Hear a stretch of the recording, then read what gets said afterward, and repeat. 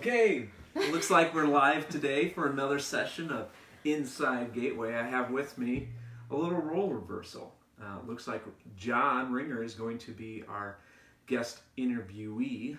I'm going to be doing the interviewing, so hopefully you don't get too confused as we're switching roles today. So Jon, welcome to another session of Inside Gateway. So we're excited. Feels familiar, but a little weird. Yeah, familiar, but a little weird. I told him, I said he's going to have to let me take the lead this time, so it might be interesting how this session goes. We're not going to go for a record time like I did last time with Casey, so we will try to be a little bit more to the point and get an opportunity for Jon and myself just to engage. Ask him some questions for you to get to know Jon a little bit better. So, Jon, why don't I start off? Why don't you tell us just a little bit about you, your family, so that those who don't know who Jon Ringer is outside of the regular interviewer on Inside Gateway can get a little bit of feel of who you are and a little bit more about you. Okay. Yeah, I'm originally from Bluffton, and so I guess I'll kind of throw in a little history of Gateway as well. So growing up, Gateway, there was the Bluffton Leonites, so I would come up to that, and then I remember Tim Souter, we went to family camp, and so there was a lot of people from the Leo and Gateway community that would go there, so that was kind of an exposure to me. And so then met my beautiful wife Beth in 2000, I guess it was 6, and then we got married almost a year later in 2007. Fast forward, we now have 4 boys. Josiah is adopted from Ethiopia, and then 3 biological boys, Jude, Easton, and Ellis, ranging from 7 to about 15 months. So lots of energy, and so somebody was telling me just the other day that they don't want to ever have Parkinson's because they feel like they're losing their mind or whatever. It's like, when you have 4 boys, you kind of lose your mind. I'm calling their names every day, like, to just try to get one of their attention because I can't remember. So it's setting in early, so hopefully I either figure it out or we're in trouble. So. No, I think many of us had that same experience where we thought our parents were maybe a little bit odd or off the rocker when they called us by the wrong name, especially those that are in a larger family. So. But I think I can say the same thing. I've even called Josiah, I think Kelsey or Abby before. So that's even with the mixed family. family. They're all 4 boys, so it's not terrible. But yeah, they're even calling me out on it. It's like, I'm Easton. I know you're Easton. Try having just one of you, yeah. Try having 5 girls in your family. Your name has a few extra syllables. Just go down through the list. Eventually, you get to the right one. So start usually at the oldest, and then eventually make it down to the youngest. That always works out well. So yeah.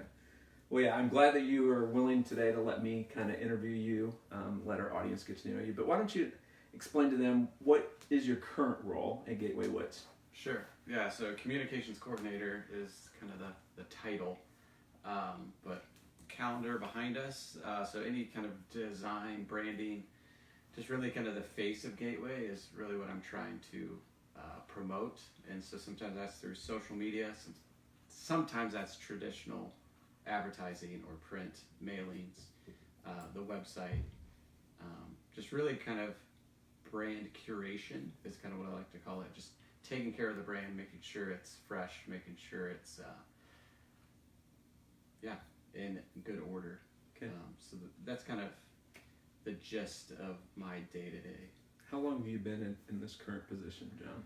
So September 2016 is when I went full-time, I believe, but I think that summer before that I was, we were house parents still, and so during my maintenance time I was in the office, and then while we were house parenting. So a little over 2 years. Okay. Yeah, definitely for those of you who have watched the brand maybe change our logo, the website, Jon had a lot of input with that, so definitely helped freshen it up, make it more, give it a little bit more of a new look and a new feel, so we appreciate your work there.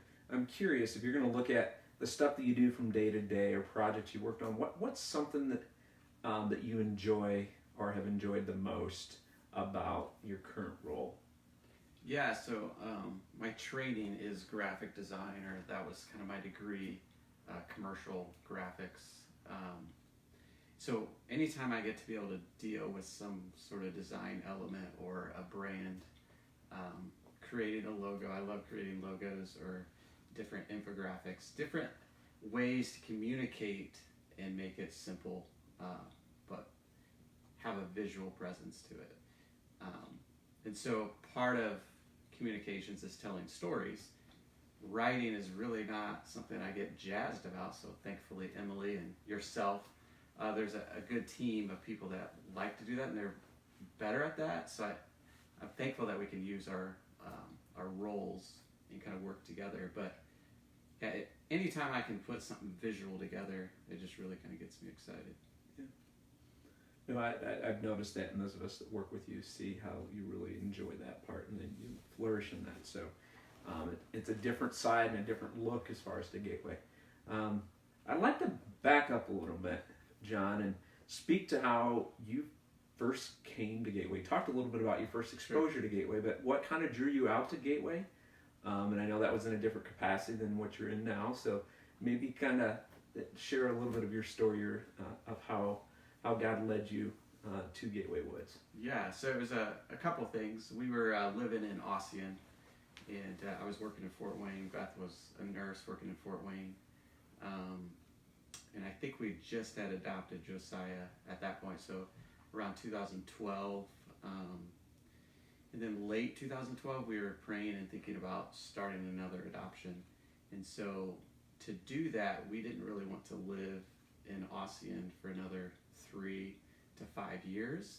And things about adoption, home studies, and it doesn't necessarily mean that we would have to stay there, but when you set up a home study, you have to stay there unless you want to redo it. So we actually moved to Fort Wayne to be closer to my job and to kind of start that process. So I remember sitting in this very room with Lucy and Beth and kind of talking about that, opening that door, and I think Jan was in here as well. And so that was in the spring of 2013. And Beth ended up getting pregnant at some point during that, and I lost my job, or it went to part-time. And so it was just kind of a door opened up and a door shut, but then that also opened the door for a potential change of pace in our life. And to rewind a little bit, I remember talking to Ed at the auction, the previous auction, about house parenting. There was no openings, but my really good friend at the time, 2 good friends at the time, so John Gerst, challenged me. I think you'd be really good at house parenting, just kind of out of the blue when we were at lunch together. And then Jason Huber, who another good friend was a house parent at the time, invited, because I think they needed staff at one point. And so it was definitely on our radar. It's something that we definitely had prayed about, and I had exposure in the past, volunteering, and then actually even doing some of the design work, some of the calendars at the ad agency I was working for. So Gateway was a client of ours for a couple years. So I worked a lot with Andrew Gerber at the time. So name drop. So I don't know if that necessarily answered your question, but then, so we interviewed then, I think in May, for house parenting, because at that time it was opening. So in the August when we first inquired, there wasn't, but it opened up at some point in May. And sold our house thanks to Troy Whelan in 3 days. So that was pretty cool. Just another affirmation that God was definitely moving. And so then we started house parenting then in June. Did our training with Paul and Leanne Fisher, and they're still house parents, and they're doing a really good job. And it's just kind of neat to see. We started, but then our roles have changed, but we're all still under this auspice of Gateway Woods. And then you might like this. So we were doing our training. So we started in June. I think it was June 20th. And then I took a week fishing trip up in Canada, and there's something on my wall from that trip. So Yeah, we're not quite sure what it is. We think it might be stretched and not real. I photoshopped it and then put it up on my wall. Yeah, there you go. So, and then we officially started after the 4th of July, so like right around July 6th. to finish our training, and then we were in Hickory House for a year, or a little over a year, and then we were in Cyprus the rest of the time. Okay. So I'm curious. You shared how you got to Gateway Woods, and that was through the role or through the position that opened up as far as a house parent. Why don't you share a memory, like a positive memory? It can be something that was inspirational. It could be something that was just light and funny. But share something with me about your time as a house parent, a memory. yeah, I got a couple things. Let me start with this. So one of our past residents recently came back, and we had the opportunity to play ping pong together, and that was one of the connections that we had. We would just play ping pong. It was just interesting. We were the yin and the yang, just like we were so like fluid in how we played that we would just battle, and it was just epic. And not that we were like the best ping pong players by any stretch, but just the way that we played against each other, just would go back and forth. And so we played again just recently, and it was the first game that we played. We played for 2 hours, and I don't know how many games, but the first game was 37-35. I lost, but the fact is you got to win by 2, and we went all the way. That was our record. We had definitely been in the 30s before, but that was intense. So just those kind of memories. So finding things that you relate to with a resident, and just kind of like some was like Mario Kart, or I remember there was Cutthroat. So like the pool table, and there's 2 residents and then myself, and so like every night before quiet time we would do our game of Cutthroat, and that was like for a month or 2. And that's the thing about house parent, it changes so quickly, so you got to embrace those moments and those memories while you have them, because that kid's going to leave or whatever, and then you got to make new ones, which is fine. And so that was kind of a challenge at times, because it's like you get so comfortable with those relationships, and then you have to start afresh and anew. But a funny memory with some of those same kids is just playing on their fears a little bit.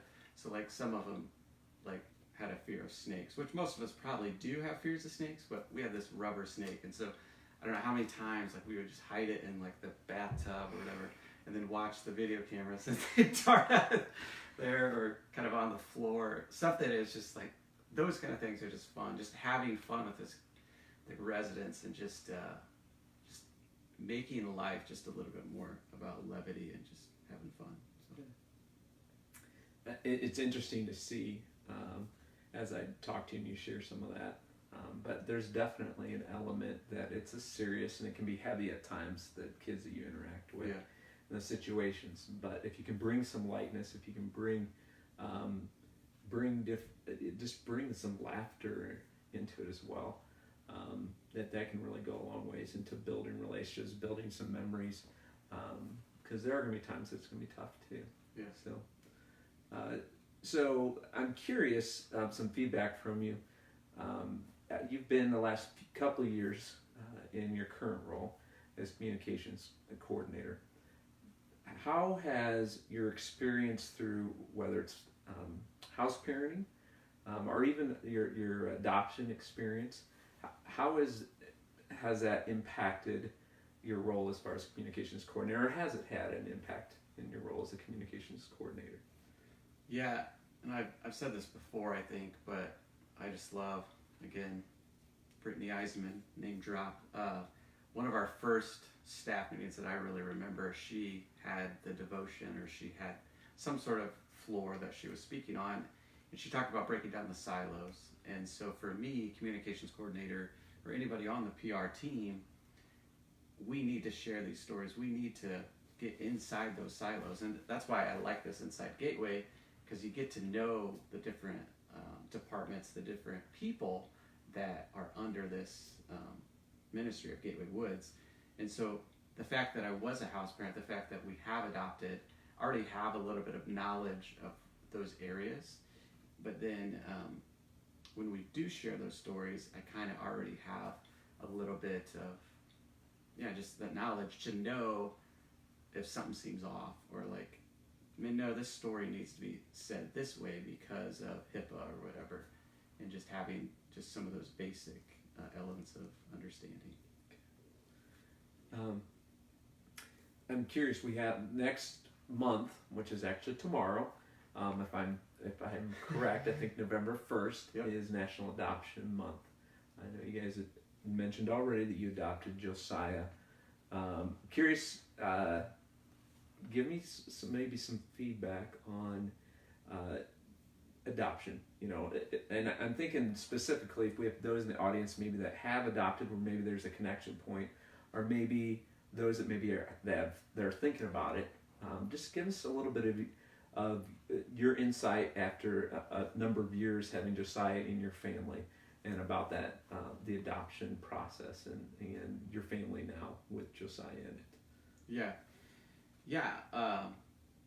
First of all, we cannot imagine life without Josiah, and so we're so thankful. And at that point in our lives, we didn't know if we could get pregnant, and it wasn't necessarily that we're going to adopt because we can't have kids. It was something that was on our heart, just a call for the fatherless, or just even the continent, or I guess it's the continent of Africa was just both on Beth and I's heart. And I was a little naive at the time. I just thought, okay, if you want to adopt, you just pick a country or get a map. But no, there are certain countries that you qualify for.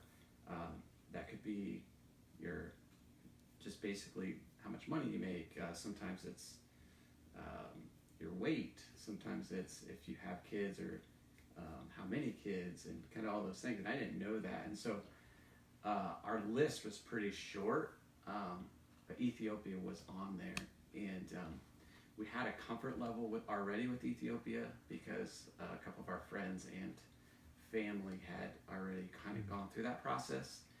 And so that kind of was an easy transition for us. The harder transition was, okay, we're going to adopt, but then kind of choosing that country. And so, it's amazing. So now looking back, we brought Josiah home July 1, I believe, 2012. He's grown so much. We've grown a lot, and it's just been really cool to see our biological boys and Josiah interact. And it's like Josiah, he says, the brothers. Like, he refers to them as the collective. And he said, Mom, the other day, he's like, Mom, you need to make garlic bread for the brothers. And she was like, because you want some garlic bread? He said, yes, but... So I just love, it doesn't matter what womb you come from. We're all part of God's family, or we all can be adopted through Jesus Christ. And so I love that picture too, and not just oversimplify adoption, but it is part of God's plan for us to be adopted into his family. Otherwise, he would not have sent Jesus. And the fact that we could be a part of that was just really cool. But again, it's not about just doing the adoption. It's about supporting other people that are willing to do that, whether that's financially, whether that's through prayer, whether that's just in your local community through foster care. There's so many opportunities for people that just need help. And if you have that home, you have that bank account that's able to expand and open up, then let God lead. Yeah. No, I appreciate your thoughts, and it's been neat. We have not adopted, we've fostered, but we've also had many in our family that have adopted, and it's been neat to see how our lives are touched. And you're right, you can't imagine your life without those individuals in it. So it's truly a blessing. And so I love the reminder of how it reflects God's Father heart and adopting us into his family. That's fantastic. Yeah, and I will say it's not plan number one, because there is obviously hurt and loss in any adoption.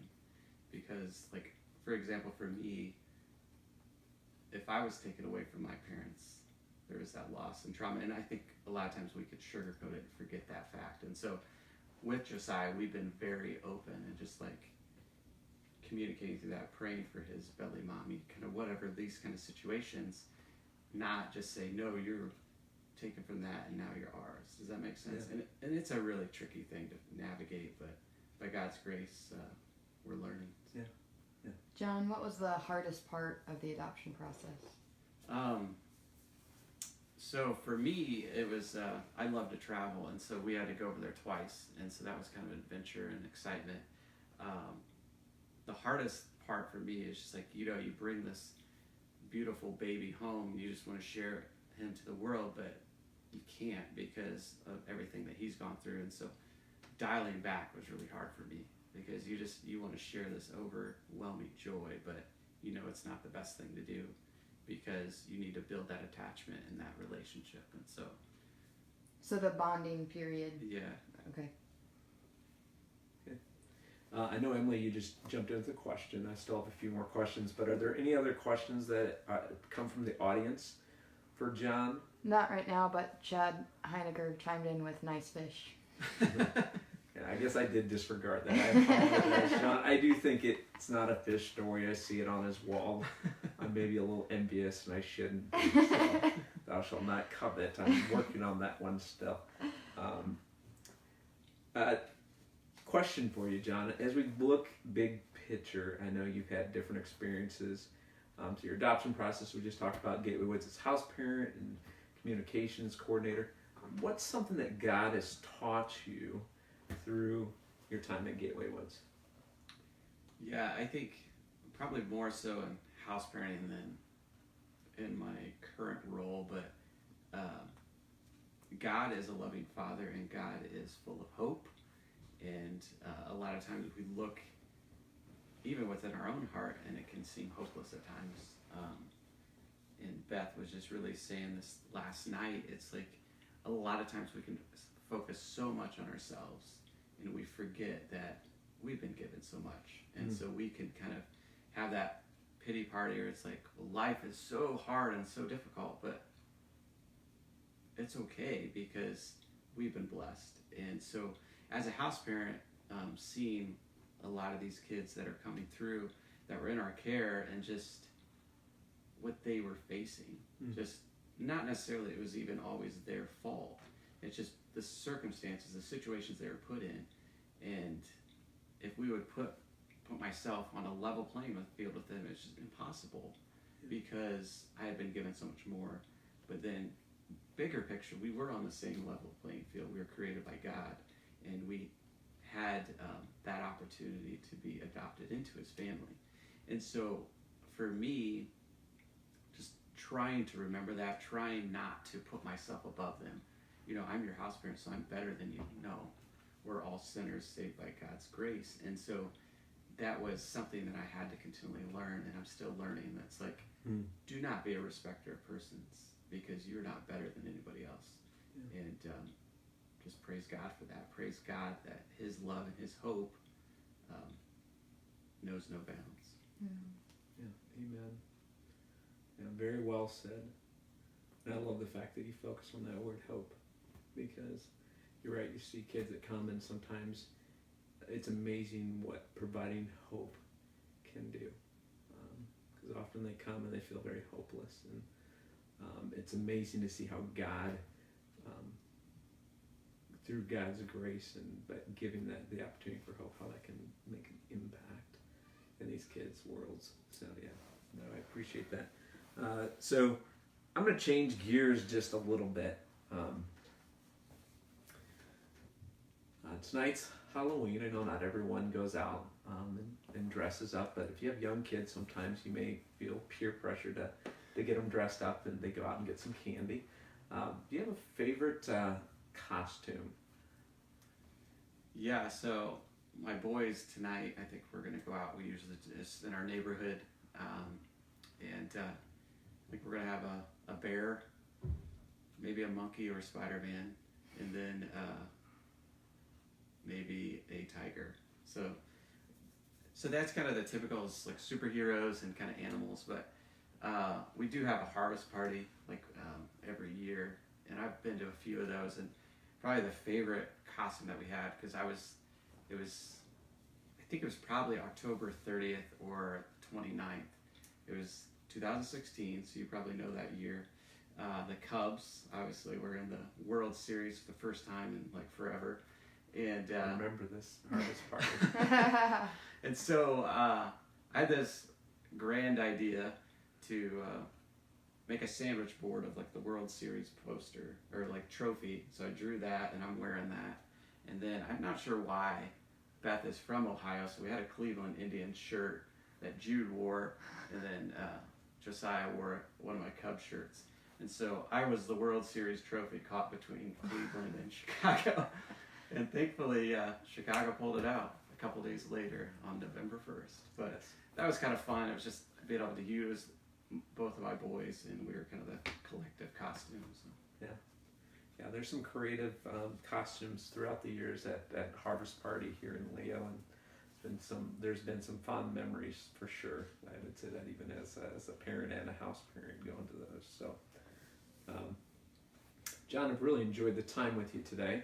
I'm curious, before we sign off, any other comments, questions from the audience? So Emily is shaking her head, so I guess we have given them a lot to think about and to ponder. I appreciate you being my guest today. Yeah. It's been enjoyable. It's nice and warm in here while it's rainy and cool outside. But until next week, next Wednesday, same time, we'll see you then. Thank you.